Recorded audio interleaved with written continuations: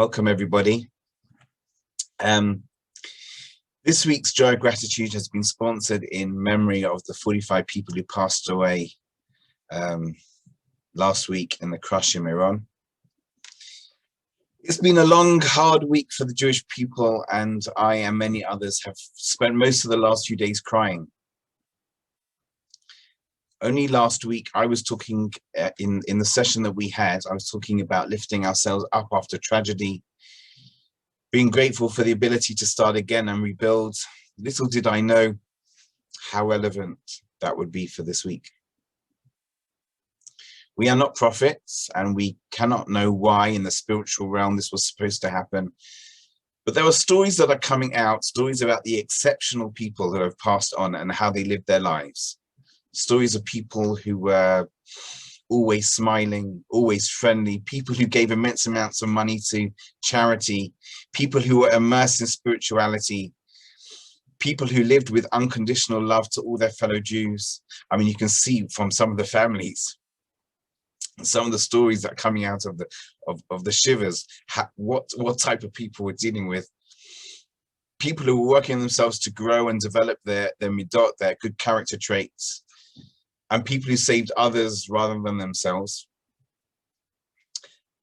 And many of them seemed to even have a premonition that something was going to happen, making comments to family members, passing on messages to loved ones, and just taking their greatness to another level over their final week.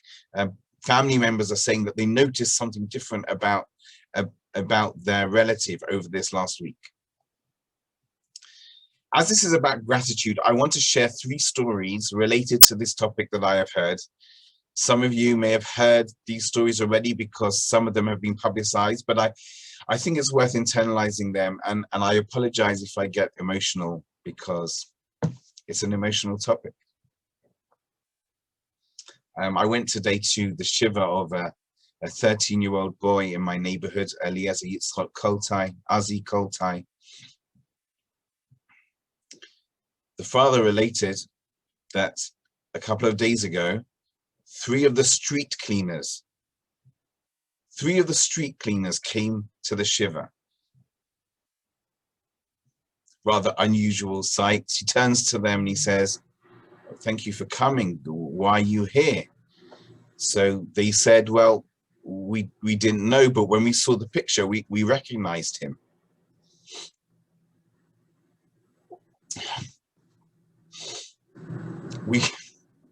We recognized him because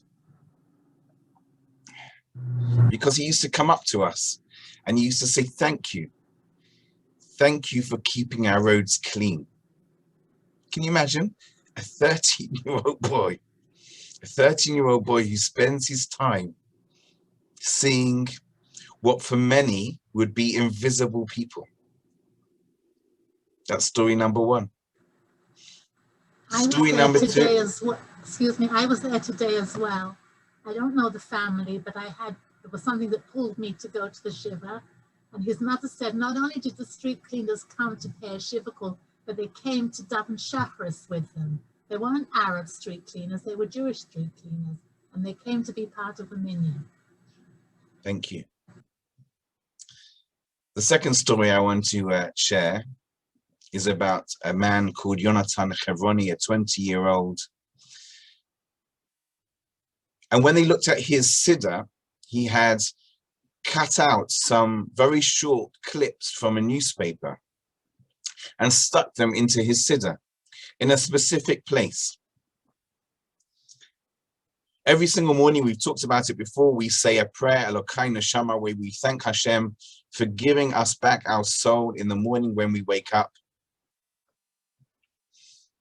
And he had clipped out a couple of very short snippets of a newspaper of times when people didn't wake up in the morning, and stuck them in there just to remind him that this is truly something to be grateful for, that I have woken up in the morning. In fact, one of those snippets was a snippet about somebody who returned home after visiting Meron, went to sleep and didn't get up in the morning.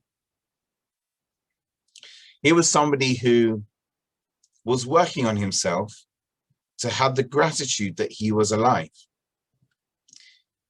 And finally, this story, and I apologize, this is a little bit heavy. I heard it yesterday, and I really have to share it.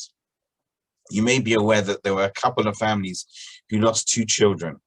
One of them was family El-Haddad, Yosef David El-Haddad, who was 18 years old, and his brother Moshe Mordechai, who was 12.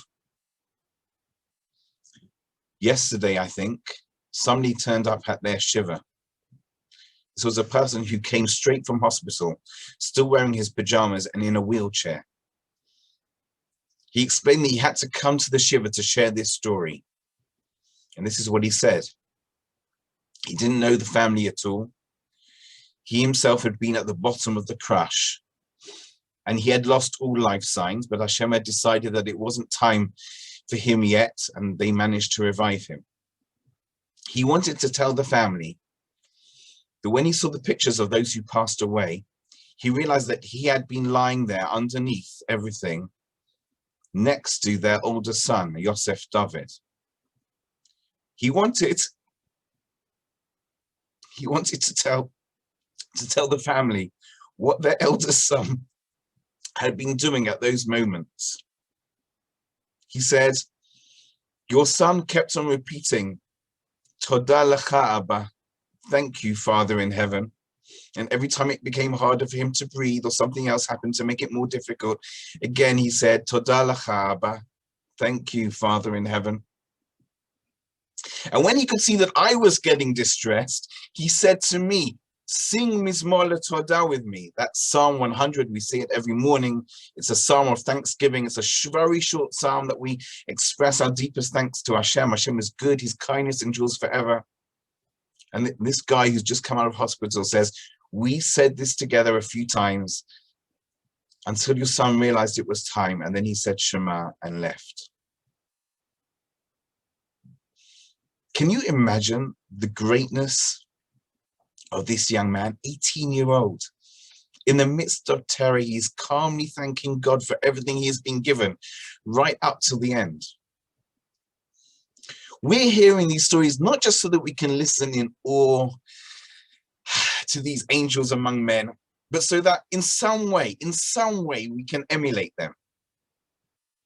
In memory of Azi Koltai, we should start to say thank you to some of the people who are making our world a bit cleaner, who may have been completely invisible to us up until now. In memory of Yonatan Chevroni, we should be appreciating that not everyone wakes up in the morning, and if we do, we should be grateful for another day of opportunity. And in memory of Yosef David El-Haddad, we should realize that even when things are not comfortable and things are not going our way, it is a much greater thing to do to thank Hashem for what he has given us than to waste our time complaining. We were talking about restarting after a tragedy last week. This is what the restart after a tragedy should look like for us. And we have a perfect opportunity for thanking Hashem this week, because this coming Sunday night and Monday is Yom Yerushalayim. It's the day that the old city of Jerusalem and the Kotel came back to our hands during the 6-day war. The 6-day war, a war filled with miracles. Nobody can explain it. Everyone knew that we were going to be massacred. People were talking in the newspapers, they were talking about a second Holocaust. All the public parks had been designated as cemeteries. On day one, the Israeli Air Force flew to Egypt. They flew low to try and escape the radar, but they were still detected by a Jordanian radar facility.